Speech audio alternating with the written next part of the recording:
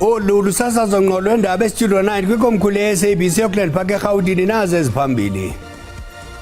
They have adopted this new way of recruiting the serving members of SAPS to serve as hitmen. Inhloko yecandelo lezobunhlolo kwinkonzo yesipolisa uNjengele Dumisani Khumalo ithi imikhambathi yolwaphulomthetho ebandakanyeka kwiziganeko zobugebenga isebenzisa amalungu esipolisa njengabaqolobo okanye ababulali. We are investigating a case of attempted murder. We did try get a statement from Mr. Brown Mokhotsi.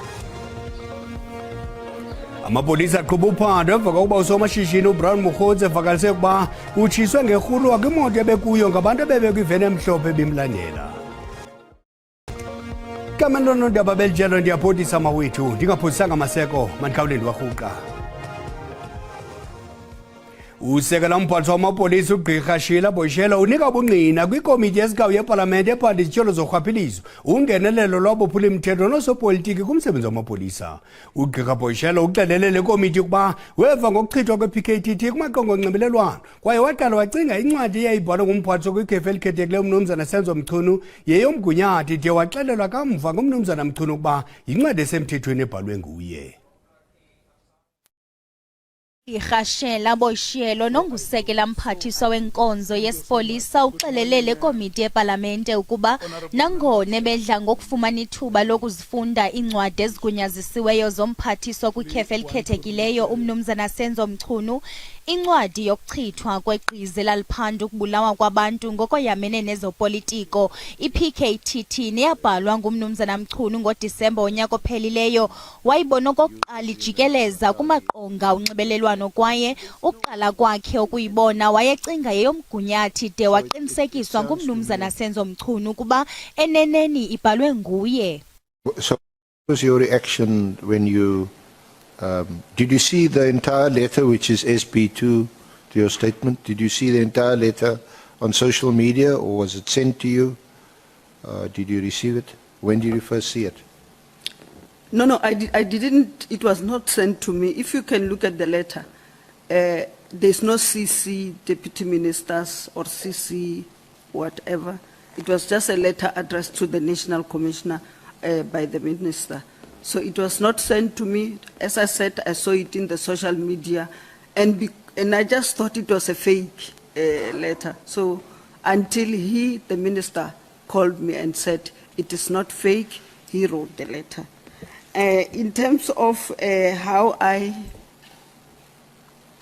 felt, I was a little bit disappointed that I thought we were working together.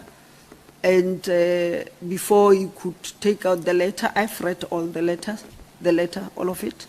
Yeah. And I thought it could have, as deputy ministers, maybe, discussed it with us. uGqirha Boyishela uthi wadana nanjengoko wayecinga ukuba nanjengoko engusekela mphathiswa uMnumzana Mchunu wayefanele ukuba uyamazisa ngayo lencwadi njengesekela lakhe ukanti le session isaqhuba.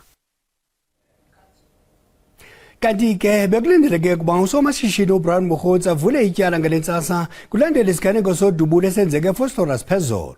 Isithi amapolisa kuzolonke uBrigadier Athlenda Mathe singqinile ukuba amapolisa asabele emva kokuva ingxelo zodubulo kule ngingqi. Uqhube wathi ekufikeni kwabo abakwantsasana bahlangene noMnumzana Mokhotsi owaxelele ukuba ibhaki emhlophe bimlandela abakhweli bayo bavulele ngerhulwa kwimoto ebehamba ngayo yena Mokhotsi. Amapolisa asabele kwesi siganeko acebise uMnumzana Brown Mokhotsi ukuba avule ityala waze ke akavuma kuqala evakalisa uloyiko ngokhuseleko lwakhe. uBrigadier Athlenda Mathe uthi sevumile uMnumzana Mokhotsi ukuya kuvula ityala emapoliseni ekhashwe ligqwetha lakhe. Uqhube wathi luyaqhuba ke uphando lwamapolisa ngesi siganeko. When we arrived, we found Mr. Brown Mokhotsi on the scene, and we interviewed him. He alleges that there was a white bakkie that was following him and then started shooting at his vehicle. We then mobilized the necessary forensic teams to attend to the scene, your ballistic experts, your fingerprint experts, and so on. where they collected all available physical evidence that will be able to assist us to determine exactly what transpired. But for now, we are investigating a case of attempted murder. We did try get a statement from Mr. Brown Mokhotsi yesterday already, and encouraged him to open a case. He refused at that time, citing that he was fearing for his life. So he has promised to present himself at the Vosloorus police station where we are. Igama lika Mokhotsi lebekundaba mlonyeni xa likhankanywa njengomnye wosomashishini abaqhogene nezaphuli-mthetho nabafaka impumlo kulawulo lwamapolisa nengalo yomthetho ngokubanzi. Inhloko yecandelo lezobuntlola kwenkonzo yesipolisa uNjengele Dumisani Khumalo ithi baqaphele ukuba amaqela emikhambajo lwaphulomthetho abandakanyeka kwiziganeko zobugebenga anomkhwa omtsha wokusebenzisa amalungu esipolisa njengamaqolobo okanye ababulali. uNjengele Khumalo ugqibezela ukunika ubungqina bakhe kwikomishoni kaJaji Mbuyisele Madlanga ephanda izityholo zolwaphulomthetho ngaphakathi kwinkonzo yesipolisa nakwingalo yomthetho ngokubanzi. uNjengele Dumisani Khumalo uthi ukubanjwa kwegosa lenkonzo yesipolisa warrant officer Puletau otyholwa ngokubandakanyeka kugebengo luka Ahmad Swart zange kothusa.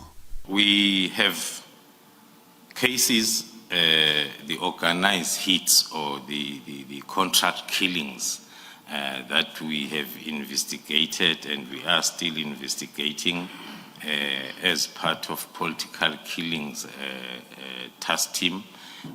We have picked up that the hit coordinators as well as hit orderers, they have adopted this new way of recruiting the serving members of SAPS to serve as hitmen.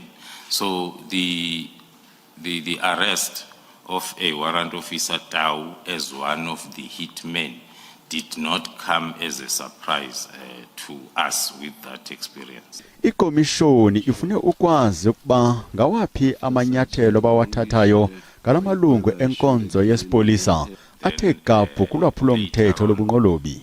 You informed that there is a member of the, well, whether it's whoever the member is, member of the police service who is implicated in this.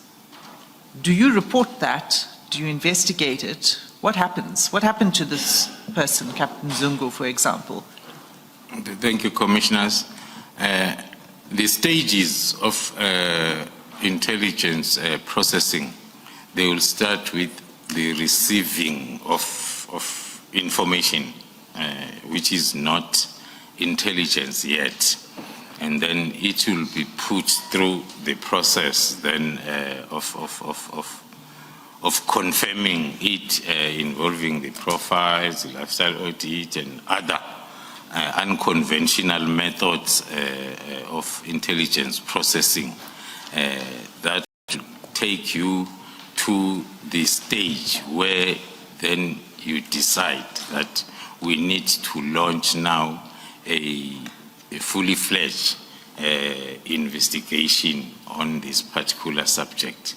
uNjengele Khumalo uqhuba nokunika ubungqina kwikomishoni kaMadlanga yophando ngolwaphulomthetho buqhophololo nongenelelo lwezopolitiko kwinkonzo yesipolisa. Umphathi wezonxibelelwano nobuxhakaxhaka bezobuchwepheshe uMnumzana Solima Malanzi uthi uMzantsi Afrika uza kusebenzisa ithuba lawo lokuba kumongameli we-G20 kuphuhlisa iziseko zophuhliso ngobuxhakaxhaka bale mihla njengesixhobo esilulutho kwihlabathi. uMnumzana Malanzi bethethe eKapa kwingqungquthela iGlobal Digital Public Infrastructure ebanjwe kancinane kuqala ingqungquthela yamazwe e-G20 eRhawutini. Njengoko ingqungquthela yenkokheli zamazwe e-G20 isondele, uMalatsi uphinde wathi le ngqungquthela yehlabathi neza kubanjelwa eRhawutini iza kuqinisekisa ukuba ikamva lobuxhakaxhaka lelizwekazi lase-Afrika lakhiwe apha kulo kwaye livulelekile kwintsebenziswano nehlabathi. uMalatsi ebethetha eKapa namhlanje xexesha lengqungquthela yeziseko zoluntu zobuxhaka-xhaka bale mihla nedibanisa abantu abasungula izinto ezintsha, oombondo zihlanjwe bamacandelo ohlukeneyo kunye noomakhokhosho kwezoshishino. Inqwalasela ikulawulo lobuxhaka-xhaka beAfrika kunye nobunkokheli be-DPI. South Africa has been using our G20 presidency to advance an agenda that treats public digital infrastructure as a global public good. That means practical cooperation on open standards, reference implementations that countries can reuse, and playbooks that include governance, procurement, assurance. And I repeat, the basis of this is to ensure that Africa's digital future is built on the continent in partnership with the world on open standards that respect sovereignty and competition. Ultimately, we are contributing to a global model, not merely implementing one. And considering the people in the room today, from the innovators, the decision makers, and movers in the industry, this summit does not risk being a talk shop. Inkomfa ye-G20 iza kubanjwa ngomhla wama-22 kule nyanga yenkanga. Inkampani iFintech ibe inxalenye ngokusesikweni kuluhlu lweJohannesburg Stock Exchange kwiphulo lale nkampani lokuxhasa ukufikeleleka kweenkonzo zezimali kuluntu ngokubanzi. iJSE ikwamkele ukufakwa kweOptasia kuluhlu lwenkampani kuyo ilichaza elinyathelo njengenkxaso kwiinzame zokuqukwa kwesininzi ezimalini. Le nkampani isetyenziswa ngabantu abangaphaya kwe-120 million ngenyanga kwaye itshotsha entla kurhwebo lwayo. We are thrilled to welcome Optasia to the main board of the JSE. It is really an exciting listing, not just for the showcasing of the South African capital markets, but also for the company that Optasia represents. Optasia is a fintech play, AI-driven, very innovative infrastructure and platform play, and really reaching the masses of the continent and broader.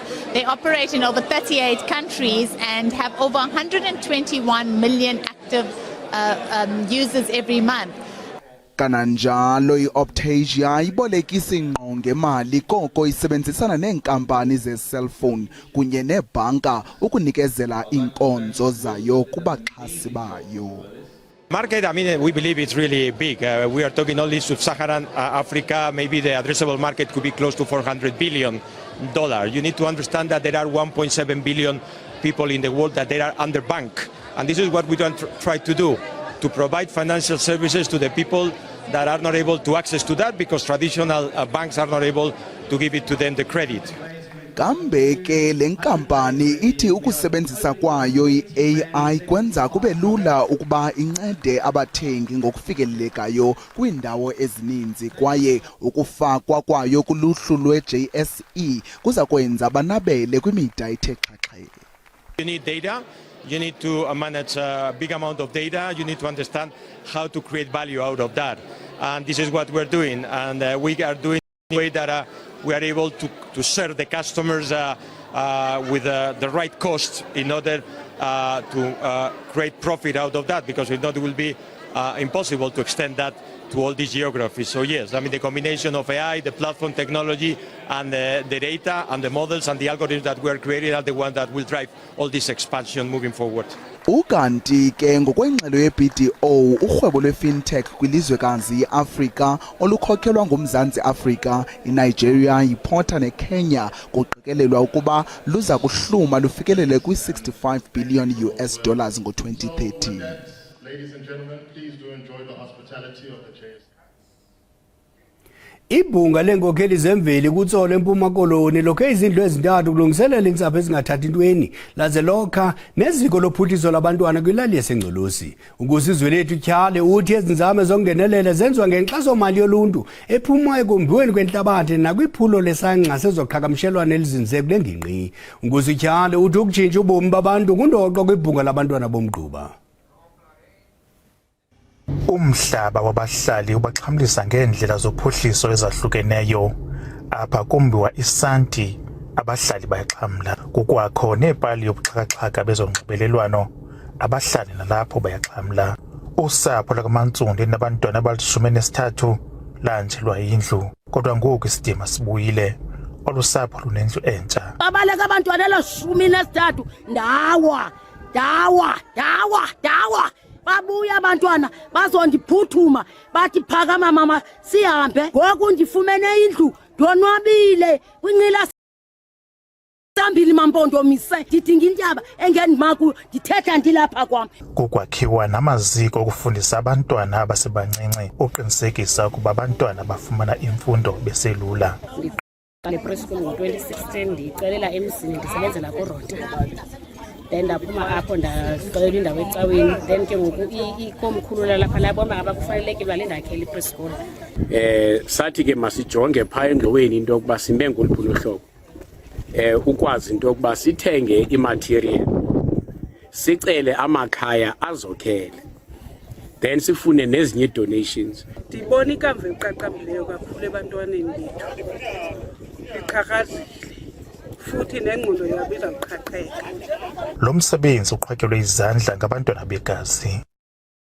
Lento niyenzile yanga nezinye nenqila zibone apha kuni njengoba kuthiwa inkosi nje ziyayitya imali yazabantu nina ninenze into lena iphikisana nalento ithethwayo kuthiwa niqokelela imali nitya imali. Iinkokheli zomthonyama zikholelwa ukuba nje urhulumente neenkampani zabucala zingasebenzisana neenkosi kungancedisa ekuluseni nendlala kudale namathuba emisebenzi.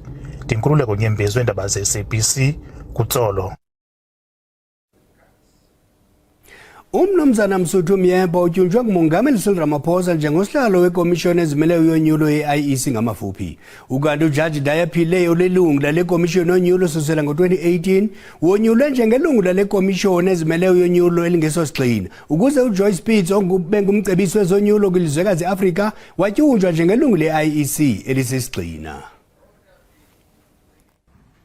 Ngokwemimiselo yomgaqo-nkqubo ka-Section 6 we-Electoral Commission Act nangokwezicwangciso zendlu yowiso-mthetho, uMongameli Cyril Ramaphosa uchonge amalungu ekomishoni ezimeleyo yonyulo ye-IEC naza kuba sisigxina ixesha elingangeminyaka esi-7. UJoyce Spitz uza kuba lilungu elipheleleyo lale komishoni yonyulo logama uJaji Daya Pillay eza kuba lilungu elingesosigxina. Kambe ke yena uMosotho Moyepia uza kuba lilungu elisisigxina nathe ukaRamaphosa ngokomgaqo nkqubo ka-Section 8.1 wambeka esikhundleni sokuba ngusihlalo we-IEC.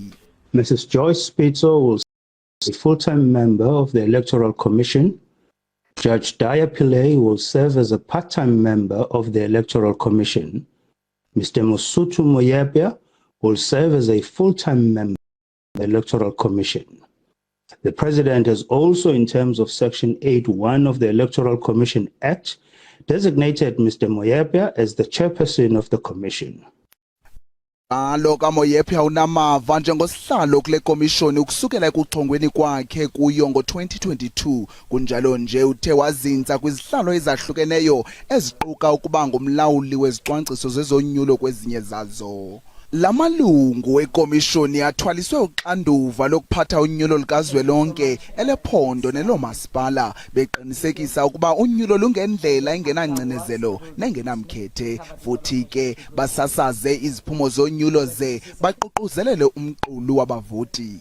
Ukanti ke umongameli weli uMnumzana Ramaphosa unethemba lokuba lamalungu ekomishoni aza kuzikhusela isidima sentlobo ezahlukeneyo zonyulo ngokubanzi eMzantsi Afrika. Ndimlo Lilitha Ntsundwani kwiindaba ze-SABC.